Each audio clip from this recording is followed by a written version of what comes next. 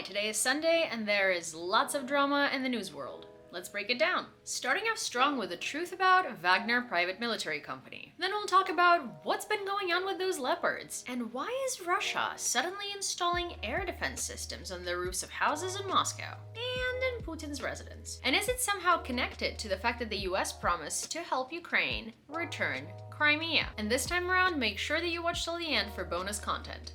I promise you, you'll like it. With that, hi, my name is Yewleea and you're watching the brief end of the week edition where we talk about everything that happened in and pertaining to Ukraine in this week so far in under 20 minutes. Let's go.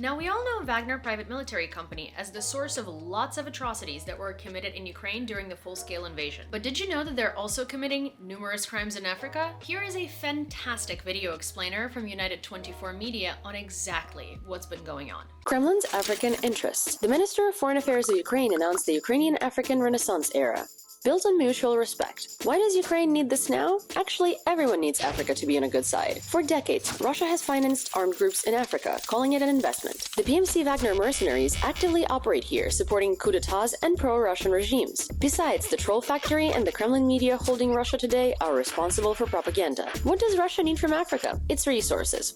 Like for supporting the ruling elite, Kremlin smuggles gold out of the country. Plus, waging a war of aggression, Russia has few allies now. And 54 African countries are members of the UN, influencing the general world order. African states have natural resources and great investment potential due to the rapid development of the region. Therefore, political struggle against Russia and its propaganda in Africa is important for the entire civilized world. And most likely, it'll have a positive impact on the development of democracy in the region. So, today Ukraine is fighting against a common enemy with Africa, imperial colonialism. Does this information come as a surprise to you? Let me know. According to Politico, Wagner PMC finances its activities in Ukraine at the expense of a mine in Central African Republic. The group can increase its profits from mining in the CAR up to $1 billion. Yes, $1 billion.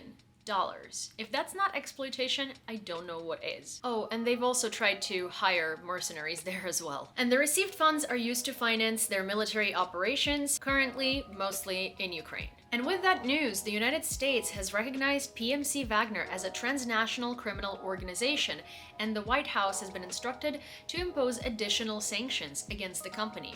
Funny how that works, because Mark Zuckerberg and Meta don't see Wagner as a transnational criminal organization, and they don't block or remove any of the posts about them. Yet, Azov Regiment, that's a legitimate regiment of the National Guard of Ukraine that has no ties or relations to any criminal activities, is still being monitored and blocked despite Facebook's recent announcement that it wouldn't be. And if you want to know what I mean by that, watch my most recent video on TikTok, Twitter, and Instagram, whichever you like best. And right after that, the US has submitted evidence on the supply of weapons from DPRK, or North Korea, to Russia, particularly to Wagner PMC. You know, those satellites, they're everywhere. And Yevgeny Prigozhin's reaction was to write this very strange letter to the White House. In it, he asked John Kirby to name at least one crime that Wagner PMC has committed that landed it on that list. SA, torture, exploitation,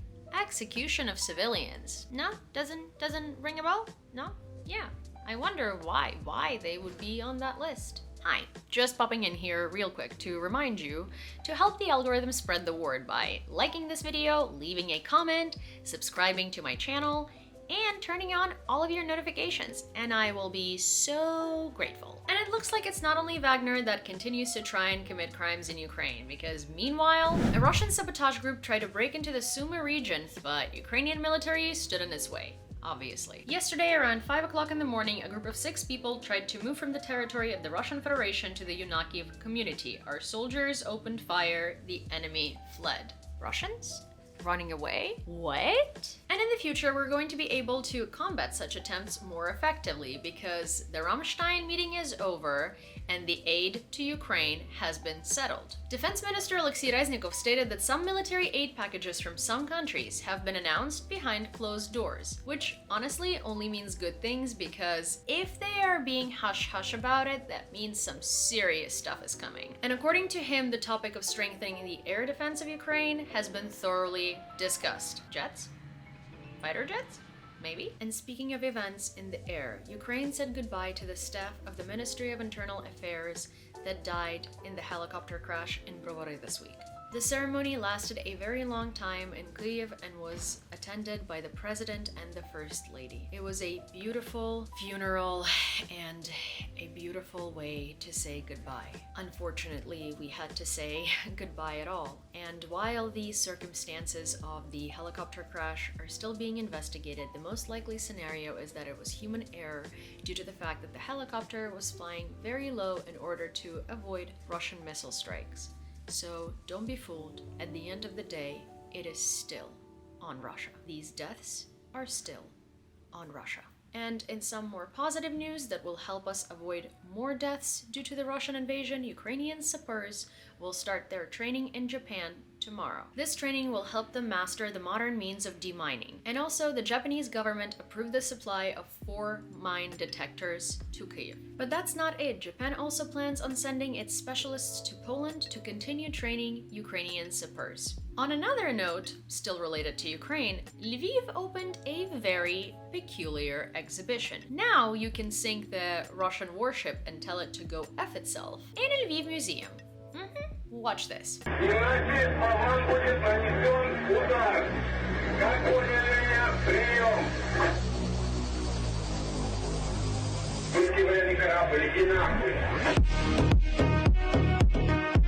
Isn't it beautiful to keep watching Moscow drown and drown all over again?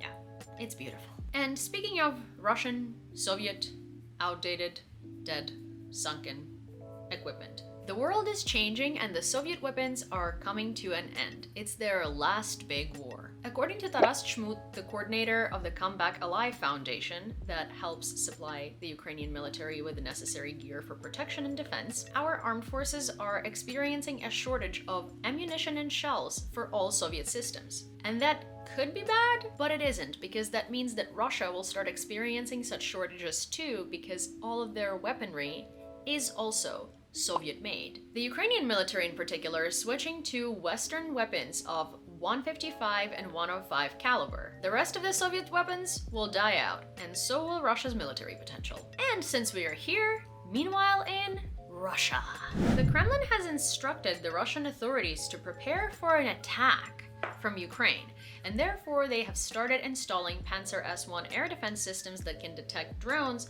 on various high-rise buildings in Moscow, on various buildings of parliament, and even near Putin's Moscow residence. And the world was convinced that Russia must be scared of Ukraine attacking. But that would be too good to be true, wouldn't it? Yes, because it is. It's just another Russian psyop. The installation of such systems on the roofs in Moscow is another attempt to demonstrate to the Russian population that the war is really much more dangerous to them than it really is, so they can all just run and sign up for military service. Yeah.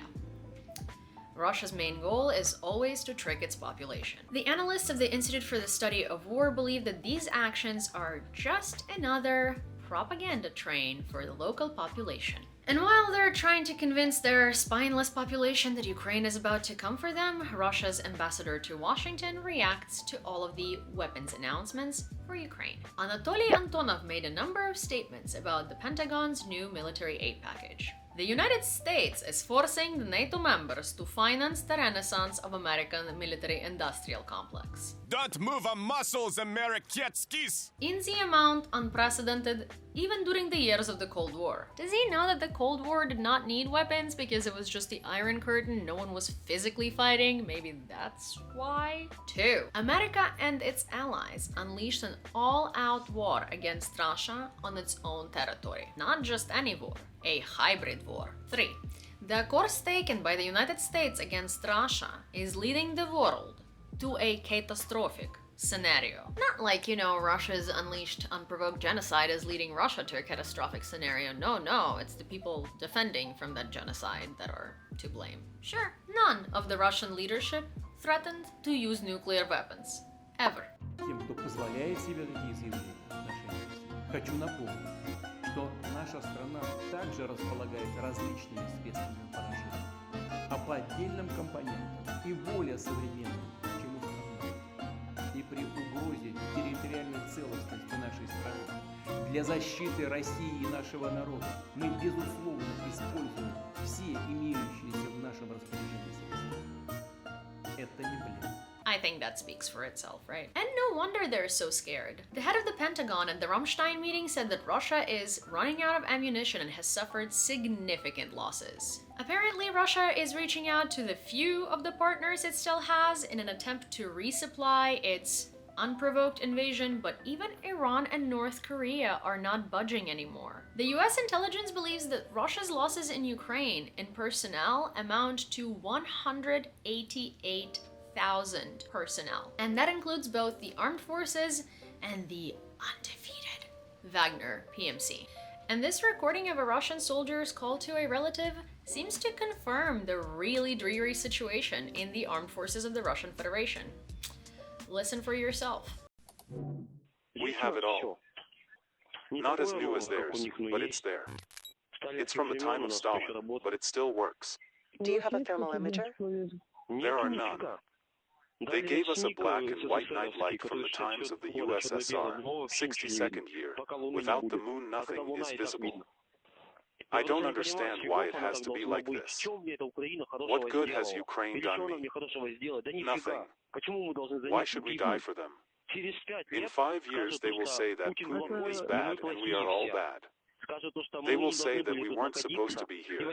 I think according to the documents, there are far fewer of us here than in reality. And Russia is getting further screwed in the field of international affairs this week. So, meanwhile, in the world. According to Andrew Adams of the US Department of Justice, the United States is getting ready and will begin transferring some of Russia's seized assets to Ukraine. That is, monetary assets. And Switzerland looks like it's no longer going to be neutral. Which, I mean, they're not really neutral if they hold on to the assets of international criminals who wage a genocidal war, but I digress. Oh, and if you didn't know, they also were neutral during the World War II by keeping Nazi monetary assets in Swiss banks intact. Neutral. But the Swiss authorities are ready to give the frozen assets of the Russians for the restoration of Ukraine. But for this, a legal procedure and legal basis is needed, and they're going to be working on it. Even though the Swiss banks are categorically against it, bankers say it'll undermine Switzerland's status as the bank center. But here's the thing, it's not like it's some small, tiny little conflict somewhere, and Switzerland just decided without precedent to do this. No, this is the scale of World War II.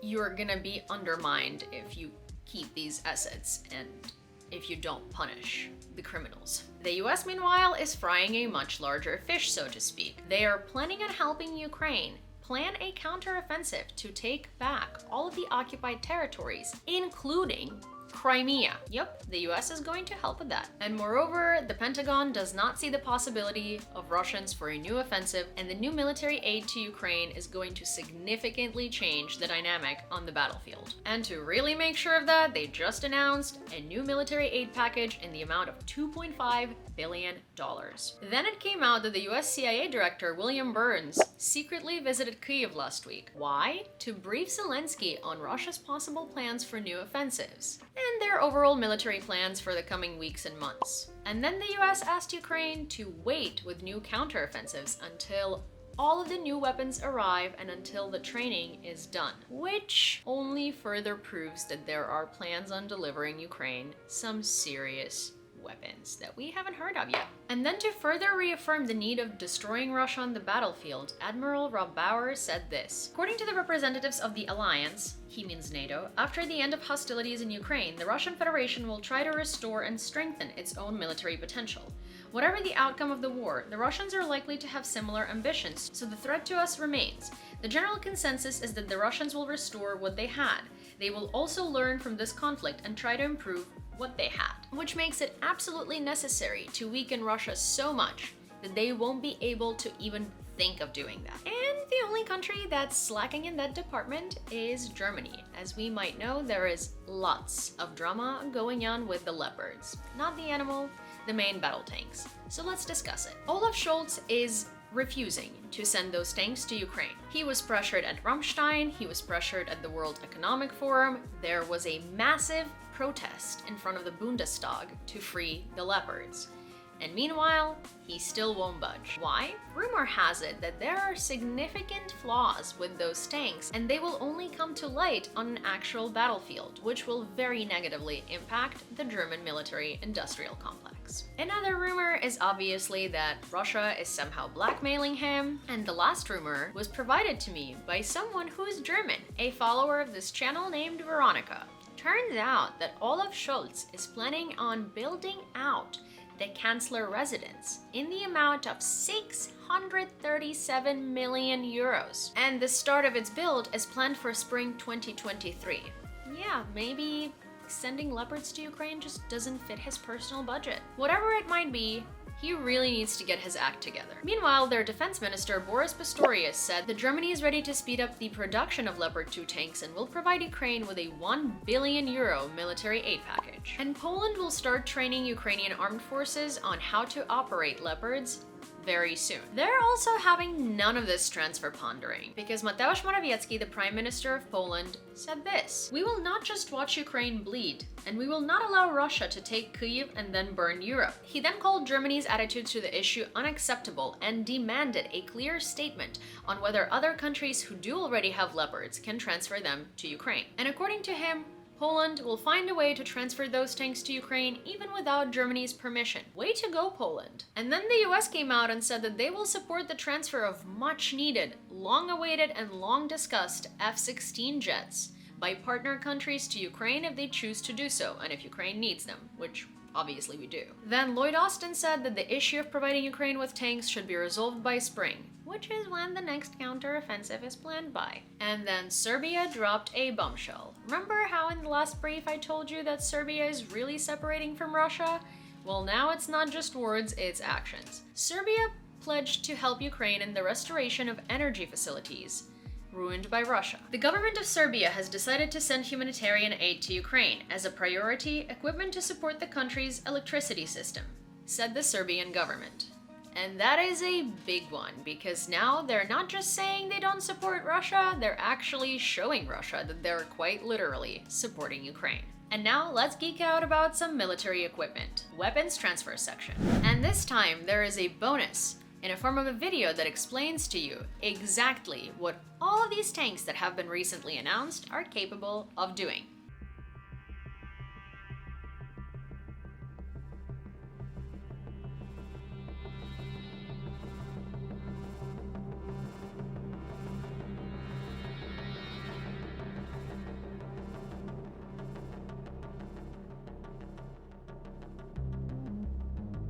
Welcome to Talking Tactics. In the past weeks, France, Germany, and the USA have announced the shipment of new military aid to Ukraine. The French AMX-10RC, around 40 German Marder, and around 50 American M2 Bradleys.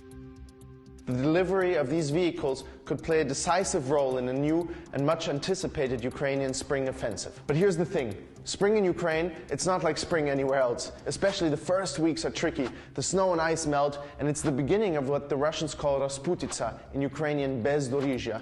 The Russians, although one would think that because this happens really every single year, completely underestimated this when they launched their invasion on February of 2022.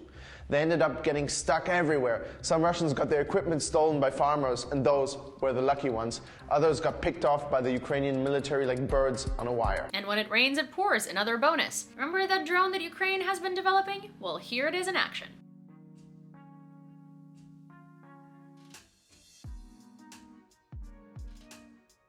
And with that, that's all I have for you for today, and if you watch me consistently, you know the drill. If you've enjoyed this video, and if you made it so far, please don't forget to give it a like, leave a comment, subscribe to my channel, and turn on all of your notifications so you don't miss out when the next one comes out. And if you'd like to support my journalism, you can do so by signing up to my Patreon or becoming a member of this YouTube channel. And all of the links you need to do so are in the description of the video below. And as always, check your sources and don't fall for propaganda. And I will see you on Wednesday.